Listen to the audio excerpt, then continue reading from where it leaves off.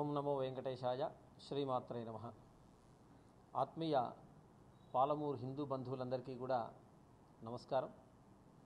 పాలమూరులో ఇంతకుముందు ఎన్నడూ లేనట్టు విధంగా లోకక్షేమం కోరుకొని ప్రజలందరూ సుఖముతో సంతోషాలతో ఉండాలని లోకహితాన్ని కోరుతూ పాలమూరు జిల్లా బ్రాహ్మణ సేవా సమితి మరియు పరశురామ అర్చక పురోహిత సంఘం వారి సంయుక్త ఆధ్వర్యంలో లోక కళ్యాణం గురించి ఇప్పుడున్నటువంటి పరిస్థితులు చూస్తూ ఉన్నాం.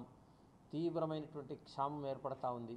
ఈ క్షామం నుంచి మనల్ని రక్షించాలంటే భగవంతుడే శరణాగతి మనకు.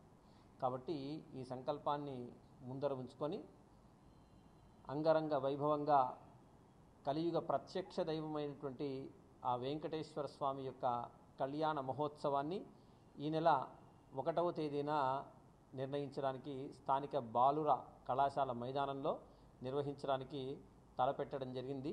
కావున భక్తాదులందరూ కూడా అధిక సంఖ్యలో పాల్గొని ఆ జగత్ప్రభు అయినటువంటి ఆ వెంకటేశ్వర స్వామి యొక్క కళ్యాణ మహోత్సవాన్ని వీక్షించాలి. అదేవిధంగా కలియుగంలో అత్యంత విశిష్టమైనటువంటి భక్తి ఏదంటే శ్రవణం, కీర్తనం, విష్ణు స్మరణం, పాదసేవనం అంటారు. అంటే కలియుగంలో విష్ణుమూర్తిని కీర్తన చేస్తే చాలా సంతుష్టుడు అవుతాడట ఆయన. కాబట్టి ఆ సంతుష్టం మనందరికీ కలగాలి అనే ఉద్దేశంతో మన పాలమూరు అన్నమయ్యగా పేరుగాంచినటువంటి గద్వాల చంద్రశేఖరరావు గారి దివ్యమైనటువంటి గానామృత కార్యక్రమం, అన్నమయ్య సంకీర్తన కార్యక్రమం 30వ తేదీన జరుపుకోవడం జరుగుతూ ఉంది.